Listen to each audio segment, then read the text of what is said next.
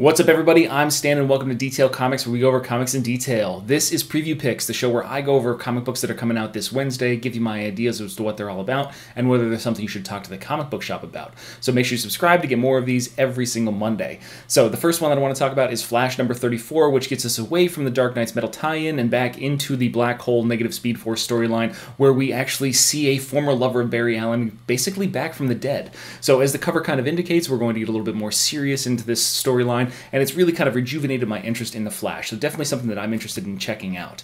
We also have Jessica Jones number 14, which continues with the return of the Purple Man, and this is by Brian Michael Bendis, and this is Jessica Jones. To be perfectly honest with you, after the Secret Empire thing, I kind of fell off. Actually, after the Civil War thing, I kind of fell off Jessica Jones. It didn't really hold my interest nearly as much. I can go back and I can check it out. It's just that it didn't really do much for me at this point in time, and I've kind of fallen off the Brian Michael Bendis wagon after some of his recent exploits in various other comic books. So it's just something that didn't really speak to me that much. We also have Titans number 17 coming out, which is going to be dealing with this traitorous storyline, so that's pretty cool. Overall, we should be getting some pretty interesting character dynamics as this story kind of moves along, and Dan Abnett's been writing a really great Titans storyline. I always originally referred to Titans as a place where you want to go if you want DC Rebirth Easter eggs, because there's been a lot of different homages. You know, you've got Blood on the Watch of everybody. There's just so much that went on in the early parts of Titans that I'm kind of interested to see where Titans is now. I kind of fell off it for a little bit, but I kind of want to get back in. If you are looking to start a comic book, though, Harbinger Renegade number 0 is coming out, and that's going to give you a summary as to where Harbinger Renegade has gone from then, from its start up until now, before we get into Harbinger Wars, which is going to be coming from Valiant Entertainment. So that's something that I don't necessarily know anything about, so I'm going to pick up number 0 to see what I can find out. We also have Wonder Woman number 34, which is continuing on with this kind of Children of the Gods storyline, so we get to see Wonder Woman interacting with her long-lost brother, so that's going to be pretty interesting. And then also on top of that, there's this 700 variant done by Tony Daniel. So 700, this is the 700th story told in the Wonder Woman title, so it's super important, and it's a really great variant cover. I really like what Tony Daniel's doing with it. He's just been doing a fantastic job on his covers that he's been doing. Also, Action Comics 991 continues on with the, the Oz Effect storyline, which has turned out to be slightly more boring than I anticipated. It's really unfortunate, but not everything can be a winner. So when we talk about the Oz Effect, it's just one of those situations where there's been a lot of talk and not a lot of action, other than Mr. Oz, Jor-El, putting these various things into motion, his machinations coming to fruition, and then ultimately his attempt to corrupt John, or at least convince him that, he needs to evacuate with his family. So the storyline that's in Action Comics isn't necessarily as interesting as what's going on in Superman, because in Superman they're on Apokolips and they're fighting for the throne of Apokolips, and like Lois Lane's a badass and all this kind of stuff's going on. Plus you got what's going on in Metal, where she's a doomsday monster, so there's all kinds of things that are happening in DC that tend to be more interesting than Mr. Oz, which is really unfortunate. But I've got to check it out to see exactly where everything finishes, so your mileage may vary on that one. Of course, if you want to keep up with the Dark Knight's Metal tie-ins, we've got Hal Jordan and the Green Lantern Corps number 32, which is coming out, and that's part 3 of the Bats Out of Hell storyline. This is going to be really a telling piece, because either it's going to pick up a little bit more in terms of the action and give a little bit more, showmanship to these individual conflicts that are happening between these various Dark Knights and these Justice League members, or it's going to be kind of underwhelming, and we're going to see things kind of, like fizzle out towards the end of this event. So I'm really excited to see where this one goes, because it either could be a really good high note, or it could just be an indication of something lackluster to come. So I'm not really sure if I can make a judgment call on that, but it's definitely got my interest, that's for sure. Another book that does have my interest, though, is Moon Knight number 188. So that's coming out, that's brand new, and that's by Max Bemis, who is the lead singer of Say Anything, and he's done a couple other things like, X-Man, the worst X-Men. So he's got a brand new Moon Knight coming out, and he's giving him his first arch nemesis, and it looks like this character is going to be called the Sun King, so, Moon Knight, Sun King. So it's going to be pretty interesting to see what kind of story or what spin he has, especially after Jeff Lemire and Greg Smallwood did such a fantastic job in the last Moon Knight series. So he's got some pretty big shoes to fill when it comes to creating a new storyline for this character. However, if we're talking about pretty big shoes to fill, we're talking about Detective Comics 968, and that is going to be the continuation of the Lonely Place of Living storyline, where Tim Drake was filling Batman's shoes. So this future Batman, this Titan of Tomorrow, has come back, and he was imprisoned in Oz's prison. He escaped with Tim Drake, and now we're in a full conflict between Tim Drake, future Batman, and Tim Drake, Red Robin, as well as the rest of the team, and they're in the Batcave, and Brother Eye's active, and all kinds of craziness is going on, and it's just that much better than the Oz Effect. So Lonely Place of Living, Detective Comics 968, definitely a must must read. Go back and get the first 2 issues of this arc, 3 issues of this arc. Just get all the issues of this arc and just make sure that you're reading it, because it's probably some of the best content that's coming out in the Bat family,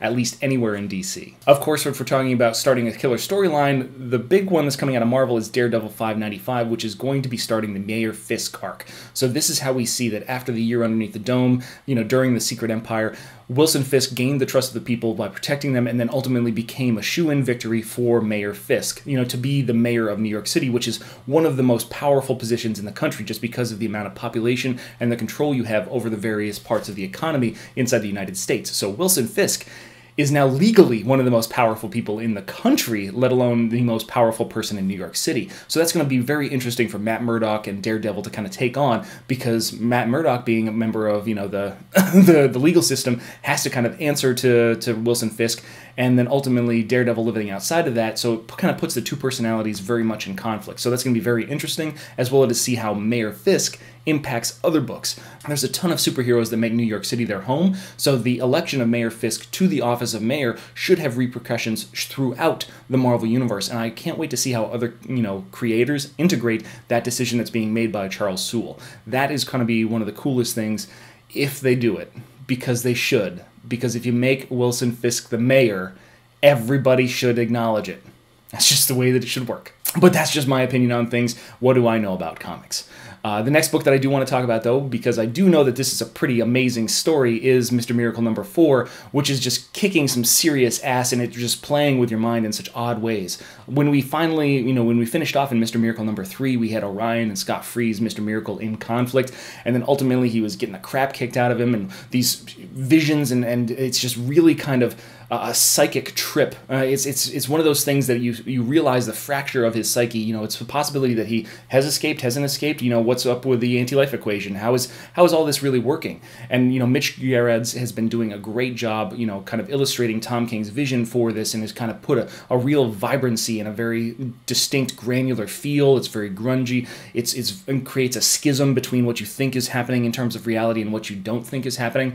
And hopefully it just like turns you on your ear and makes you question pretty much everything in the story until, you're relayed that, yeah, no, this is actually what's happening.